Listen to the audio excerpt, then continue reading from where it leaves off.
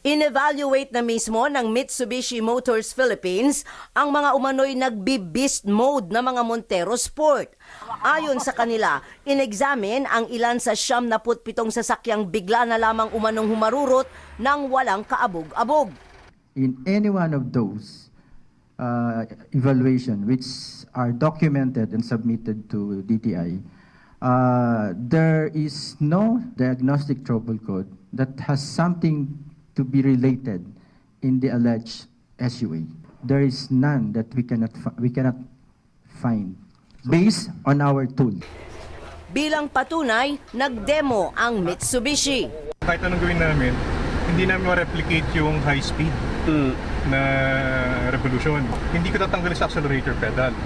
Okay? Para ma-simulate lang natin yung sudden unintended acceleration. Okay. Pwedeng, kunyari, naipit sa floor mat, di ba? From naka-rev na siya, bigla akong kakambiyan sa drive. Gagalaw siya. Pag-accelerate natin, pepreno ako. Habang naka-baon pa rin yung paa ko sa accelerator. Todo, di ba? Ingay ng makina. Nalagay ka sa drive, ha? Todo.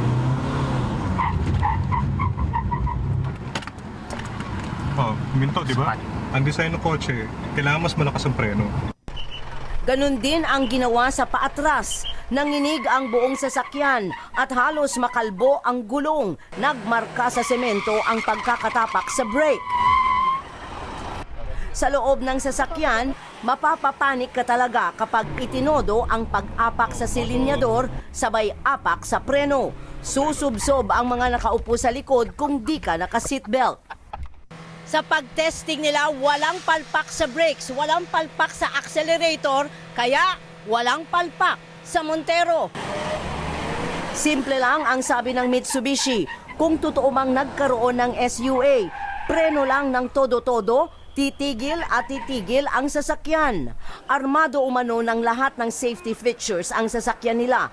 At kung may trouble man, mechanical o electronical, lalabas at lalabas yun sa computer box. Pag umilaw po yung check engine na yan, ibig sabihin, magpa-service po kayo, patingin niyo po yung kotse niyo, baka po may problema, may nasira, may natanggal. So, ibig sabihin nun, huwag niyo pong i-ignore yung engine warning lamp. Ibig sabihin, may problema, may trouble code. Hindi mo na po nabubura yun. Talaga pong nakastore po siya doon sa ECU. Hindi na po natin pwedeng i-reset. Hindi na po nabubura ngayon yun. Ipinakita din ng Mitsubishi sa media ang isang Montero na na-buyback nila mula sa isang nagreklamong may-ari.